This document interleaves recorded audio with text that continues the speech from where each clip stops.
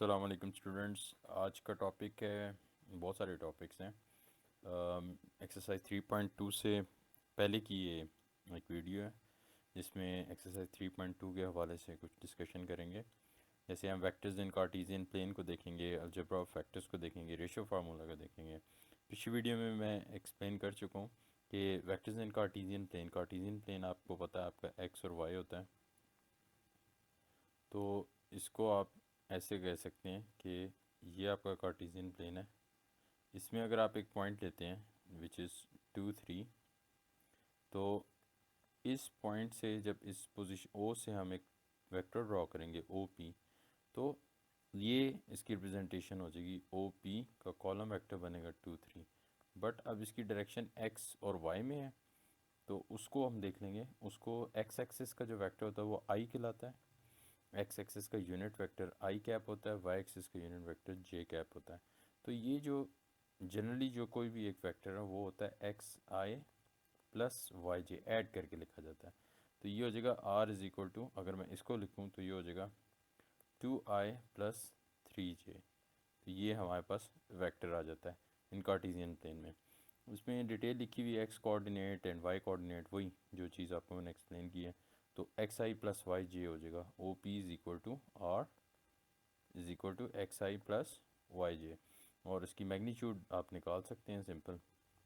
O P आपको पता position vector होता है, तो एक्स का पोजीशन वेक्टर आई होता है। तो इसमें आपने देखा कि O P is equal to जो कि पोजीशन वेक्टर ऑफ आर है X I plus Y J हो जाएगा। थ्योरम है इसमें कि डिफरेंस जो बी माइनस होता है, मैं पहले भी आपको बता चुका हूँ कि if you are want to subtract the two vectors, तो आपने ए बी निकालना है। लेट से ए बी, तो ये स्टार्ट ए से हो रहा है वेक्टर और एंड बी पे हो रहा है। तो हमेशा फार्मूला सब्ट्रैक्शन का होता है एंड माइनस स्टार्ट, जो कि बहुत आसान है। तो ending at B so O B and starting at A so O A, और ये दो सेम होने चाहिए। अच्छा, नेक्स्ट देखते हैं vectors with initial point not at the origin. तो जैसे वो जो उनके आई कंपोनेंट्स हैं, एक्स कंपोनेंट्स आपस में सब्ट्रैक्ट हो जाएंगे, वाई कंपोनेंट्स आपस में सब्ट्रैक्ट हो जाएंगे। तो आई component is x2 minus x1 और जे component is y2 minus y1। अच्छा, ये एक्चुअली जो बात ये कह रहे हैं ना OP2 माइनस OP1, ये बड़ी इंपॉर्टेंट है कि इफ़ यू हैव 2 पॉइंट्स, यानी आपको कोई भी 2 पॉइंट्स दिए हों वेक्टर्स के, तो उनके x कंपोनेंट्स को माइनस करते हैं और y कंपोनेंट्स को माइनस करके ऐड करके आई जे की फॉर्म में लिख सकते हैं। नेक्स्ट है अलजेब्रा ऑफ वेक्टर्स। अच्छा, एडिशन सब्ट्रैक्शन, इक्वल वेक्टर आपको पता है वो होते हैं जिनकी मैग्नीट्यूड भी इक्वल होती है और कंपोनेंट्स यानी इक्वल होने चाहिए। तो इक्वल वेक्टर्स में इक्वल वेक्टर्स तब होंगे अगर u is equal to V, उसने एग्जांपल दी है कि अगर आपका x1 और x2, यानी पहले का x कंपोनेंट दूसरे के x से और y1 is equal to y,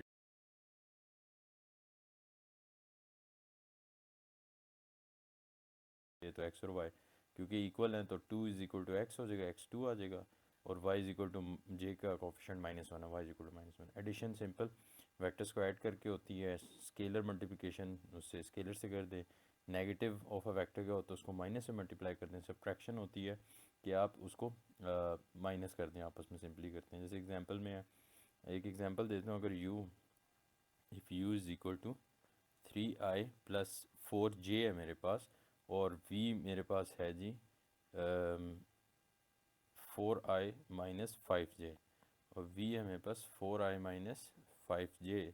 तो u प्लस v क्या होगा, 3 + 4 ऑफ i जो i कंपोनेंट्स हैं प्लस 4 - 5 ऑफ j, तो ये हो जाएगा 7i - j हो जाएगा। ये इसका आंसर आता है सिंपल। इसी तरह माइनस करना है आपने, तो वो आप सिंपली जैसे माइनस करते हैं वैसे आप इसको माइनस करेंगे। ज़ीरो वेक्टर वो होता है ओ से डिनोट होता है, इसके ज़ीरो वेक्टर एक याद रखिएगा ओ से डिनोट होता है। ये जो ज़ीरो वेक्टर होता है इसको ओ से डिनोट करते हैं, ये याद रखिएगा। इसके कंपोनेंट 0i + 0j होता है, ठीक है। सिर्फ 0 0 नहीं लिखना आपने। मैग्नीट्यूड क्या होती है, मैग्नीट्यूड होता है कि उसकी जैसे वेक्टर वो क्वांटिटी होती है, इसकी मैग्नीट्यूड और डायरेक्शन होती है।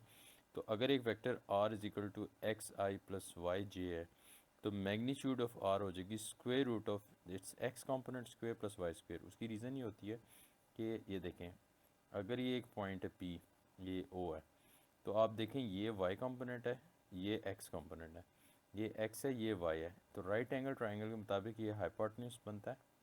तो आपको पता है हाइपोटेन्यूज का square is equal to perpendicular square plus base square होता है। उस हिसाब से आर का स्क्वायर, इसको मैं आर कहूँगा, एक्स का स्क्वायर प्लस वाई का स्क्वायर होगा, दोनों तरफ अंडर रूट लूँगा तो R is equal to square root of X square plus Y square, plus minus के साथ आता है, बट हम मॉड है एब्सोल्यूट वैल्यू में पॉजिटिव आता है, तो ये इसका मैग्नीट्यूड भी आ गया। अच्छा, unit vector in the direction of another vector क्या होता है? आपको ये पता है कि यूनिट वेक्टर क्या होता है, कि U cap is equal to a vector divided by its magnitude. ठीक है, अब इसी तरह ही डिफरेंट वेक्टर्स हैं, जैसे आई एक्स एक्सिस की डायरेक्शन का यूनिट वेक्टर आई होता है और वाई का जे होता है। तो यूनिट वेक्टर हो जाएगा, अगर R is equal to X I plus Y J है, तो आर मैग्नीट्यूड इसका हो जाएगा under root X square plus Y square. तो आपका जो यूनिट वेक्टर आर होगा वो आ जाएगा X over square root of X square plus Y square its magnitude of I plus Y over square root of X square plus Y square of J. तो ये आ जाता है। नेक्स्ट है ratio formula. Ratio formula simple है कि अगर let A and B be the position vectors the point C and B respectively, if C divides A B internally in the ratio P ratio Q, मतलब जैसे वो पीछे हमने exercise में लिखा था 2:1 हो, उस तरह से, तो उसमें ये अगर डिवाइड हो रहा हो तो ये इस तरह होगा, रेशो फार्मूला। रेशो फार्मूला वो ये कह रहा है कि अगर आपके दो पॉइंट्स हैं, एक है बी, दूसरा है ए, ओ इसका ओरिजिन है, ये पोजीशन वेक्टर्स आ गए ओ बी और ओ ए, तो अगर ए बी में ये ज्वाइन करता हूँ, ये इसको किसी भी रेशो से ये पॉइंट अगर डिवाइड करता है, ठीक है, कोई भी पॉइंट सी पॉइंट, तो ये करेगा पी रेशो क्यू में, मतलब कोई भी रेशो से पी रेशो क्यू हो सकता है, एक्स और वाई हो सकता है, एक दो रेशोज में इसको ये डिवाइड कर रहा है। ठीक है, तो इसका फार्मूला सिंपली क्या बनता है कि पोजीशन वेक्टर सी ऑफ सी, तो ये जो पोजीशन वेक्टर है आपको पता है पोजीशन वेक्टर थ्रू ओरिजिन होता है, तो सी हो जाएगा, सिंपल याद रखें, Q of A plus P of B over P plus Q या क्यू प्लस पी। ये देखें, क्यू ऑफ ए यानी क्यू टाइम्स ए, जो ये ए पोजीशन वेक्टर है, तो पी टाइम्स बी और इनका सम ऑफ द रेशो जितने में वो डिवाइड हुआ हुआ है, सिंपल ये है। वैल्यूज़ ले लें, ए आपका ए वेक्टर है, बी आपका बी का पोजीशन वेक्टर है, और इसकी कोरलरी है जो कुरली की तरह होता है, ये पी रेशो क्यू 1:1 है। ठीक है, तो 1:1 हो, तो अब अगर आप 1:1 हो तो 1 + 1 2 हो जाएगा, तो सी हो जाएगा A plus B over 2 which will become eventually the mid point if P ratio Q is equal to 1:1, तो ये हो जाएगा C is equal to A into 1 and 1 into B over 1 + 1 is equal to, यह आ जाएगा C is equal to A plus B over 2, C will become eventually the mid point. तो ये main formula है आपका जो इस एक्सरसाइज में यूज़ होगा, ये आपने जो नेक्स्ट एक्सरसाइज में यूज़ होगा ये ध्यान में रखना है। अच्छा, एक और थ्योरम है कि D is equal to half of A B, ये एक प्रॉपर्टी होता है कि straight line joining the mid points of the two sides of a triangle, जो मिड पॉइंट को ज्वाइन कर रही होती है वो पैरेलल होती है थर्ड साइड के और इक्वल होती है 1/2 ऑफ इट।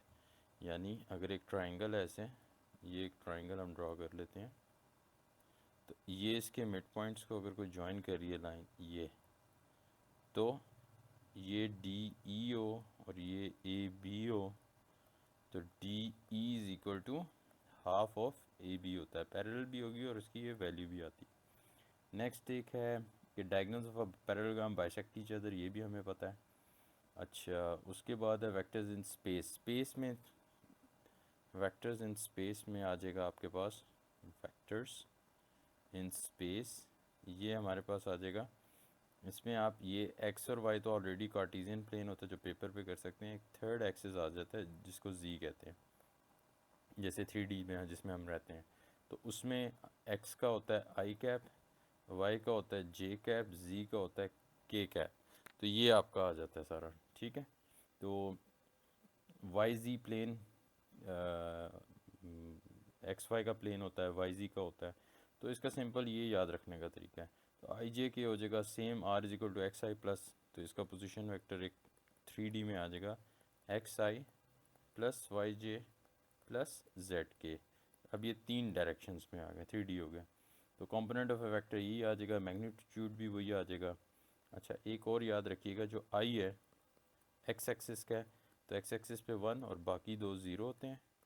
जो जे है वो एक्स ज़ीरो वाई 1 और जेड ज़ीरो होता है। और जो आपका के है वो एक्स और वाई ज़ीरो होते हैं और के पे उसकी वैल्यू होती है। तो ये उसके कंपोनेंट्स हैं, ठीक है। एक्स वाई दी मैग्नीट्यूड उसका under root X square plus Y square वो आ जाएगा। इसी तरह इनके ऊपर भी सेम वही लॉस लगेंगे जो उन पे लगे हैं।